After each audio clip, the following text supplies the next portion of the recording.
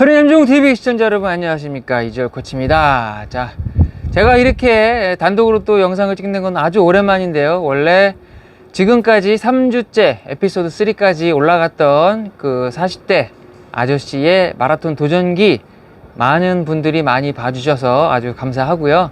특히나 댓글들 너무 많이 달아주셔서 아주 감사를 드립니다. 자, 그런데 오늘 왜 제가 이 영상을 찍느냐, 그 친구도 그렇고 주인공 저도 그렇고 이렇게 직장 생활을 하다 보니까 본의 아니게 이 지난 일주일 동안 영상을 찍을 수가 없습니다. 이게 업무가 자꾸 이렇게 따로 떨어지는 업무가 지난주에 그렇게 발생이 돼서 지금 다른 데 가 있어요. 그래서 매일 다른 곳으로 지금 출장을 다니고 있습니다. 그래서 만날 수가 없어요. 그래서 전화로만 또 문자로만 확인을 하고 있고, 운동은 꾸준히 하고 있습니다. 이런 영상은 꼭 찍었어야 되는데 하는 그런 내용들이 좀 있었어요. 안타깝게도 초보자, 마라톤 초보자라면 누구나 공감하실 법한 그 운동을 뭐 3주나 4주 정도 하면 갑자기 이렇게 막 피곤함이 확 몰려올 때가 있지 않습니까? 괜찮다가 2주간 3주간 괜찮다가 어느 날 갑자기 똑같이 운동했는데 피곤함이 확 몰려오는 때가 있습니다. 이 친구가 그걸 느꼈다고 합니다. 그래서 계속해도 되느냐, 몸이 너무 힘들다, 아침에 일어나기 힘들다, 그런 얘기를 했고, 거기에 대해서 저는 그렇게 너무 힘들면 억지로 할 필요는 없지만 그래도 아예 안 하면 안 된다, 그러니까 이런 식으로 했습니다. 매일 5km를 뛰었잖아요. 근데 너무 힘들어. 그럼 똑같이 일어나서 출발을 합니다. 그리고 걸어요.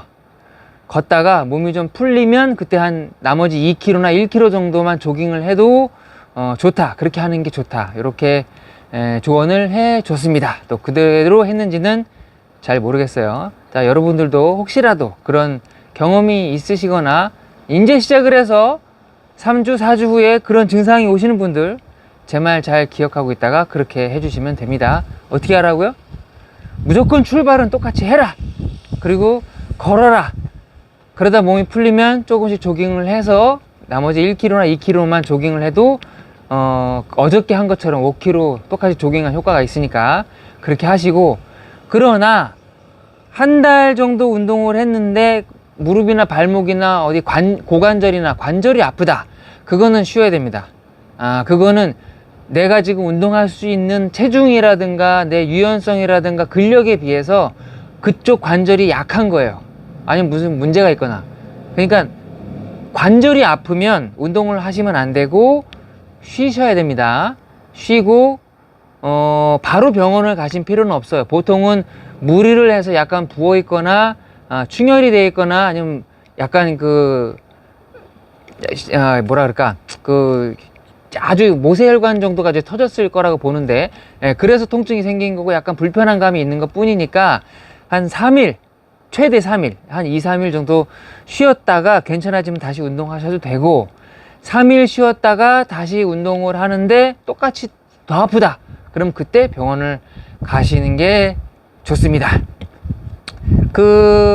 많은 분들이 운동을 하다가 아프면 굉장히 큰일 나는 줄 아시는데, 몸이 적응하는 단계이기 때문에 안 하던 운동을 갑자기, 아니면 다른 운동을 하다가 종목을 바꿔서 하는 경우에는 여기저기 안 아프던 데가 아픈 게 정상이다, 이렇게 생각을 하셔야 됩니다. 아무것도 안 하다가 갑자기 몸에 무리를 주는데 안 아픈 것도 정상이 아니죠.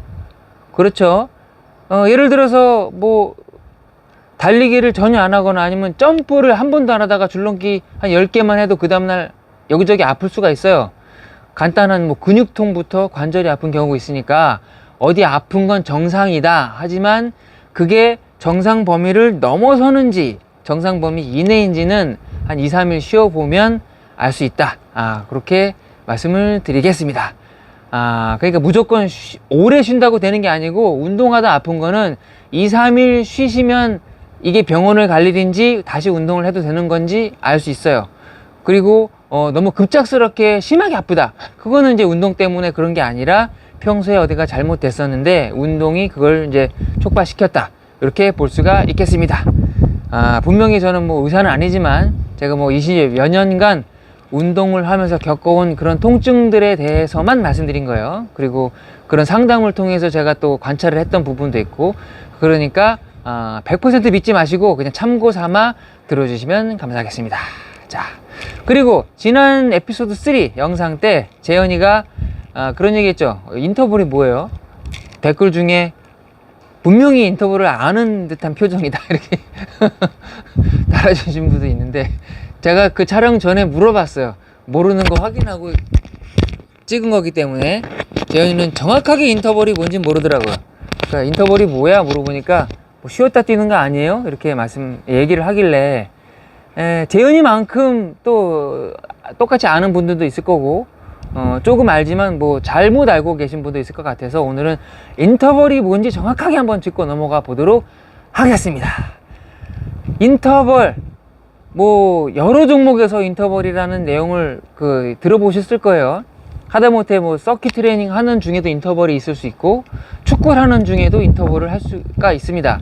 그러니까 인터벌은 종목에 따라서 붙이기 나름이에요.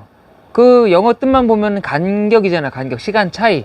그러니까 내가 뭔가를 하는 중에 중간에 텀을 두고 죄송합니다. 중간에 텀을 두고 뭔가를 하면 그게 인터벌이에요. 근데 그 목적이 스피드 지구력을 키우느냐 체력을 키우느냐, 그 차이가 조금 있습니다. 그래서 만약에 격투기 선수들, 유도, 복싱, 레슬링, 또 뭐가 있죠? 그런 MMA 이런 선수들이 운동장에서 인터벌을 하는 거는 보통은 400m 10개 미만을 해요.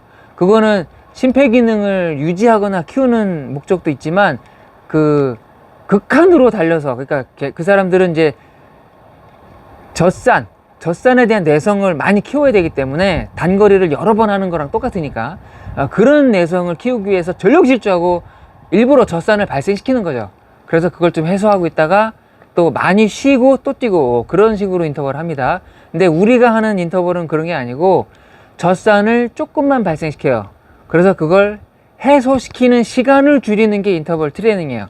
유산소 장거리 훈련에서는 인터벌 트레이닝은 젖산을 조금 발생시키고 그걸 빨리 해소하는 능력을 키우는 게 인터벌이다. 자, 이렇게 말씀드리면 또 무슨 말인지 모르시는 분들이 많습니다. 쉽게 말씀드리면 인터벌 트레이닝을 왜 만들었느냐, 그거는 이제 60년대인가요? 헬싱키 올림픽 때 에밀 자토팩이라는 선수가 있잖아요. 그게 너무 힘들어서 막 찡그리고 뛰는 선수가 있어요. 그래서 왜 저렇게 고통스럽게 뛰냐, 하지만 자기는 뭐 얼굴 표정이 왜 그렇게 되는지는 자기는 모른다고 그러고 뛰는 선수가 있는데, 지금까지도 그런 선수가 없어요. 5000m, 1000m 마라톤을 제패한 선수입니다. 유일하게 트랙에서 5000m, 1000m 뛰고 이틀인가요? 쉬고 또 마라톤 나가서 마라톤도 금메달을 딴 선수예요. 그래서 다 달라붙었죠. 어떻게 훈련을 했길래 그렇게 잘하냐. 그래서 그 선수가 개발한 자기만의 훈련법이 그때 탄생한 겁니다. 인터벌 트레이닝. 원리는 뭐냐, 내가 10km를 30분에 뛰고 싶어요. 근데 나는 지금 32분밖에 못 뛰어. 아무리 뛰어도 32분밖에 못 뛰어. 그러면 어떻게 되느냐, 1km씩 10번을 뛰되 그걸 각각 3분, 3분, 3분, 3분 뛰면 결국에는 30분에 뛰는 거 아니냐, 이렇게 되는 거예요. 하지만 연속으로 뛴 게 아니기 때문에 연속으로 30분을 뛴 거랑은 다르죠. 그래서 어떤 식으로 하냐면 처음에는 3분 뛰고 1분 쉬고 3분 뛰고 1분 쉬고 이거를 계속 훈련을 해요. 그래서 그게 편해지면 그 다음에는 3분 뛰고 30초 쉬고 3분 뛰고 30초 쉬고 이런 식으로 또 10번을 합니다. 그러니까 휴식 시간을 점점 줄이는 거예요. 그러다 보면 나중에 3분 뛰고 10초만 쉬고도 3분 뛰고 10초 쉬고 이게 된다는 거죠. 그러다 보면 나중에는 3분 뛰고 안 쉬고 3분 뛰고 안 쉬고 3분 뛰고 이게 되는 거예요. 그게 인터벌 트레이닝의 목적이고 원리입니다. 실제로 그게 되는 거예요. 하지만 이건 말씀드렸다시피 거의 한계 지점에 왔을 때, 내가 뭔 짓을 해도 무슨 짓을 해도 더 이상 기록 향상이 안 될 때 했던 방법입니다. 근데 그거를 응용해서 많은 사람들이 그러면 내가 이렇게 천천히 아주 느린 건 아니지만 내 기록에서도 이 훈련을 하면 효과가 있지 않을까. 그래서 여러 번 실험을 해서 이제 그게 증명이 됐기 때문에 지금 하고 있는 그게 이제 인터벌 트레이닝입니다. 그러니까 여러분들이 뭐 10km 기록을 단축시키거나 하프 마라톤 기록을 단축시키기 위해서 같은 거리를 나눠서 하는 게 인터벌이에요. 그러니까 만약에 10km를 내가 단축시키고 싶은데 1km짜리를 10번을 하거나 아니면 400m짜리를 몇 번 해야 돼요? 25번 해야 되죠. 그런 식이에요. 정석대로 하려면. 근데 이제 체력적인 것도 있고 운동 강도도 있고 그다음에 시간도 있으니까 그걸 좀 응용을 해서 뭐 오늘 한 번에 다 하기보다는 일주일에 뭐 세 번을 나눠서 하거나 아니면 한 달을 두고 몇 번을 나눠서 하거나 그 여러 가지 방법으로 결국에는 최종적인 목표를 이루기 위해서 그걸 강도와 시간을 조절하는 거죠.